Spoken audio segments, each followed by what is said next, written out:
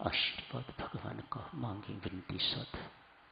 औषध उसका नाम है वैद्य आप जगन्नाथ। इस दोहे की चर्चा चल रही है साधुजनों पिछले कुछ दिनों से। औषध उसका नाम है वैद्य आप जगन्नाथ। ये विश्वास रहे साधुजनों, उसका नाम ही औषध है। उस नाम की कृपा से ही व्यक्ति का उपचार होता है। अच्छे डॉक्टर मानते हैं आई ट्रीट ही क्योर्स, मैं तो सिर्फ दवाई देने वाला हूं, ठीक करने वाला परमात्मा है। यदि हर कोई दवाई से ठीक होने लग जाए तो फिर मरे कोई ना। हर कोई दवाई से ठीक नहीं होता। परमेश्वर की कृपा सर्वे सर्वा है, सर्वोपरि है, ऐसा एक साधक की धारणा होनी चाहिए।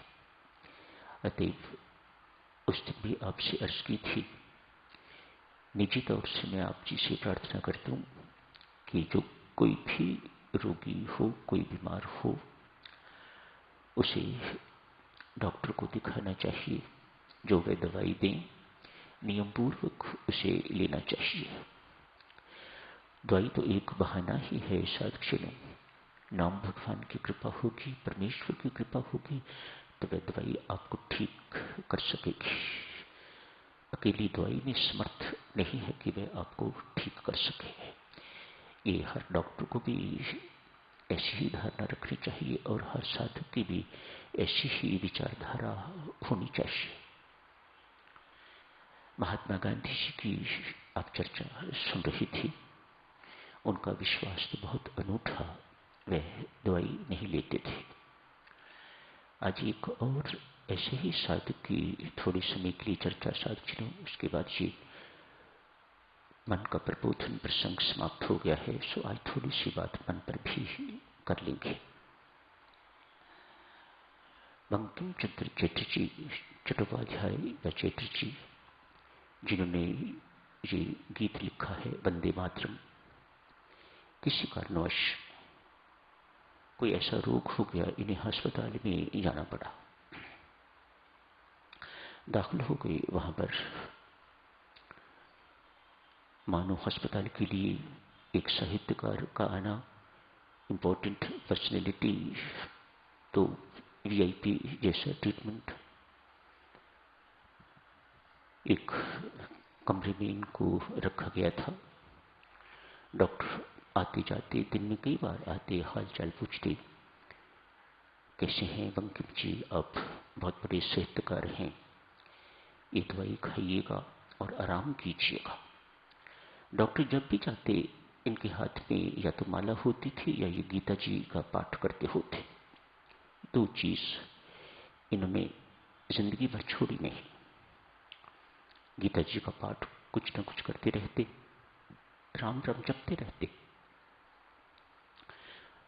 चटर्जी साहब राम नाम के उपासक थे, राम राम जपते रहते माला पर। डॉक्टर चिढ़ते, आप दवाई क्यों नहीं खाते, दवाई खाएं और आराम करें, ये माला छोड़ें, ये गीता जी का पाठ छोड़ें, आप आराम करें, आपको आराम की जरूरत है। मन ही मन कहते होंगे, डॉक्टर साहब मैं बहुत आराम कर रहा हूं, असली आराम तो इसी में है, मात्र सोना विश्राम नहीं है। डॉक्टरी के हिसाब से होता होगा, पर एक साधक की दृष्टि से विश्राम नहीं है। जो विश्राम दे, आराम दे, प्रेम दे वह राम। राम जी की एक उनके नाम की परिभाषा है, जो प्रेम दे, जो आराम दे, जो विश्राम दे वह राम। असली विश्राम तो राम नाम की उपासना में है, असली आराम तो राम नाम की उपासना है। मन ही मन कहते होंगे, मैं तो बहुत आराम कर रहा हूं, मानो बहुत जाप कर रहा हूं। एक दिन उनके सामने ही खिड़की से दवाई फेंक दी। डॉक्टर चिढ़ गए, कैसे साहित्यकार हो आप मेरी बात क्यों नहीं मानते? मैं आपको कितनी बार कह चुका हूं, आप दवाई लीजिएगा, आराम कीजिएगा। ले रहा हूं डॉक्टर साहब। एक दोहा उनको गा के सुना दिया करते, राम नाम की औषधि खरी नियत से खाए, अंग रोग व्यापे नहीं महारोग मिट जाए। ये तो उनको बोल के सुना दिया करते हैं। अंग रोग व्यापे नहीं, इन अंगों का रोग, अंग रोग व्यापे नहीं महारोग मिट जाए।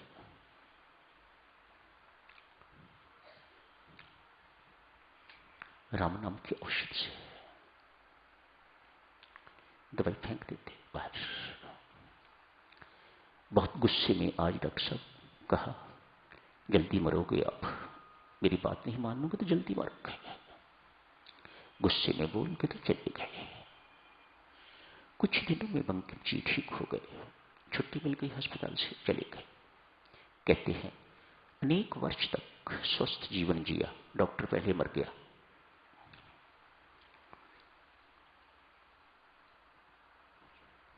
हमेशा डॉक्टर साहब को कहा करते हैं, डॉक्टर साहब मेरे शरीर को रोग है, मुझे रोग नहीं है, मैं निरोग हूं, मैं बिल्कुल स्वस्थ हूं। मेरे किसी अंग को रोग हो सकता है, मुझे नहीं। मेरा अंग काटा जा सकता है, मेरा अंग मर सकता है, ये शरीर मर सकता है, मैं नहीं मर सकता। उनको इस चेतना की अमरता पर, अमृतों पर इतना विश्वास था, और डॉक्टर को जड़ दवाई पर।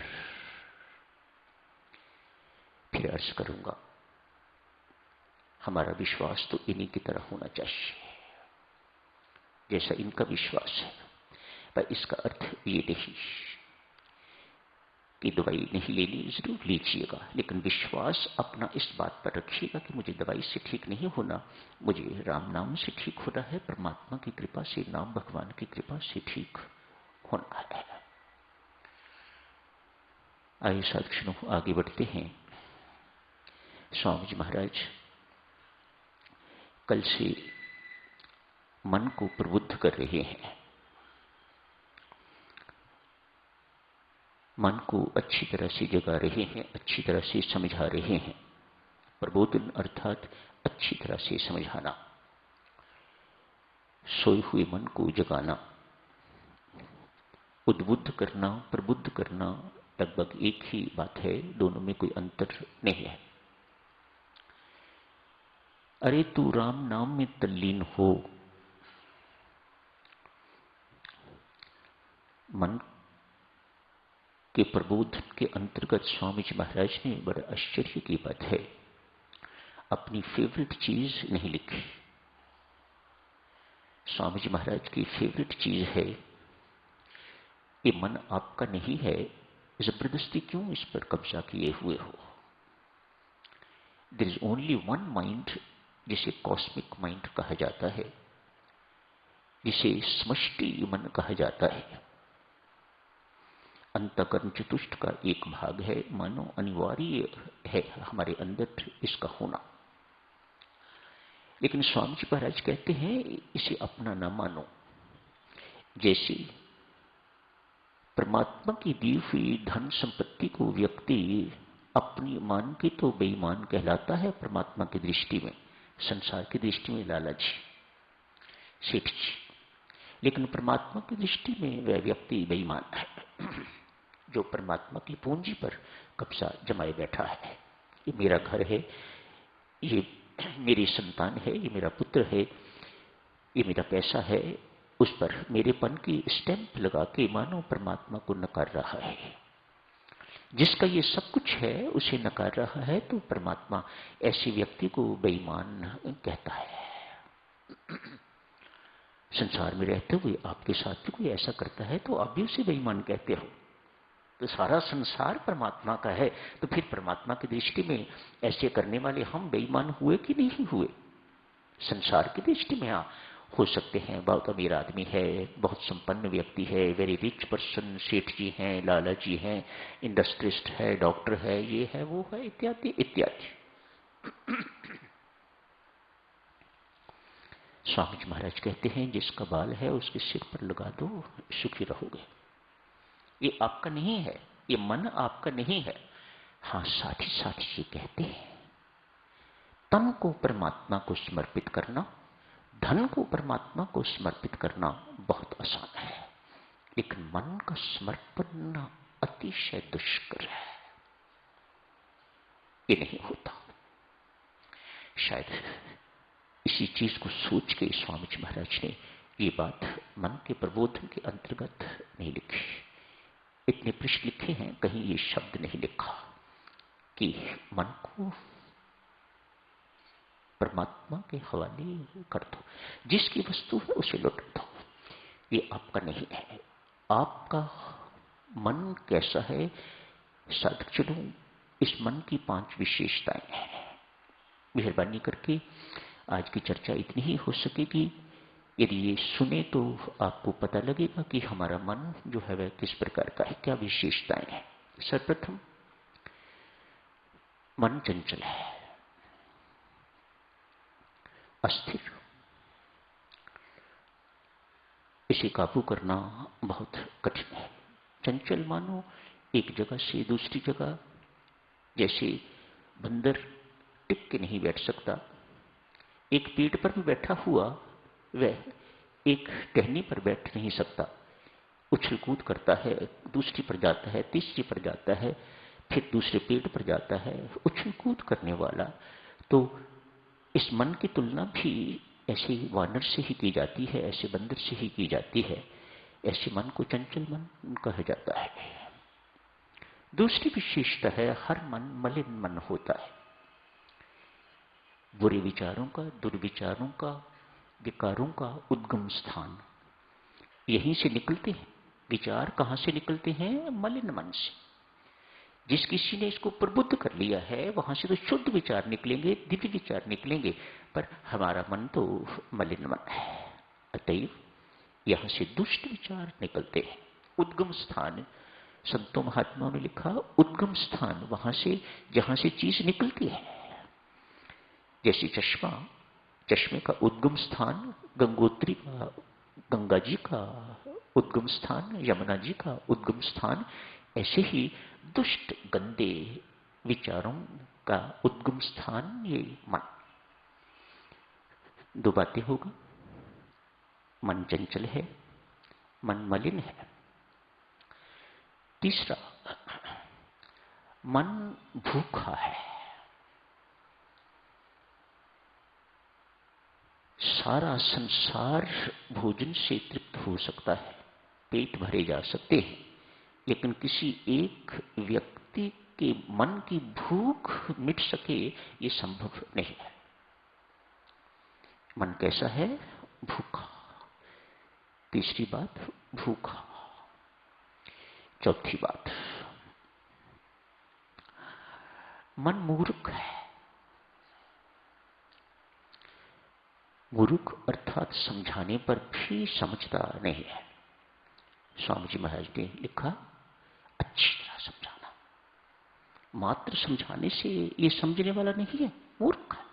अच्छी तरह से समझाना, प्रबोधन, उद्बोधन शब्द प्रयोग किए हुए हैं। अच्छी तरह से इसे समझाना, अच्छी तरह से इसे सधाना, तब ये सधेगा, तब भी जाके टेम होगा। अंतिम विशेषता, पागल है। मन पागल है। संत महात्मा समझाते हैं, महाराज पागल क्यों कहते हो? इसलिए जानता है कि ये काम गलत है, लेकिन छोड़ता नहीं है।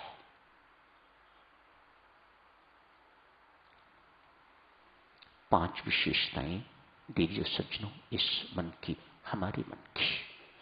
जिन्होंने इस मन को प्रबुद्ध कर लिया है उनका मन ऐसा नहीं है, उनके मन की ये विशेषताएं नहीं है जो आपकी सेवा में अर्ज की गई हैं। जो विशेषताएं अर्ज की हैं, ऐसे मन वाला व्यक्ति का मन महाशत्रु उस व्यक्ति का। जन्म जन्मांतर आपको नाच नचाएगा, आपकी साधना एक पक भी आगे नहीं बढ़ने देगा।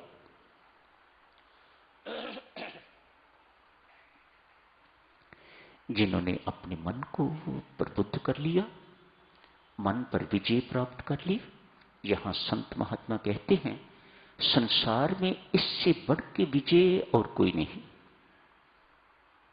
जिसने मन पर विजय प्राप्त कर ली, मानो सारे संसार पर विजय उसने प्राप्त कर ली। जिन्होंने परमेश्वर की कृपा से, साधना के माध्यम से अपने कर्तव्य के अभिमान को मिटा के, विनम्र होके, झुक के, परमात्मा के श्री चरणों को पकड़ पकड़ के उनके आगे गिड़गिड़ा के, हाथ जोड़ के प्रार्थना करने से जिन्होंने अपने मन को प्रबुद्ध कर लिया है, उनका मन महामित्र।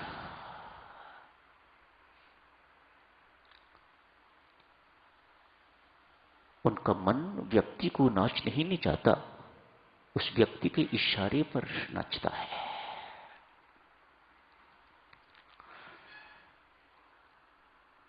ऐसे ही मन के लिए स्वामी जी महाराज प्रबोधन दे रहे हैं।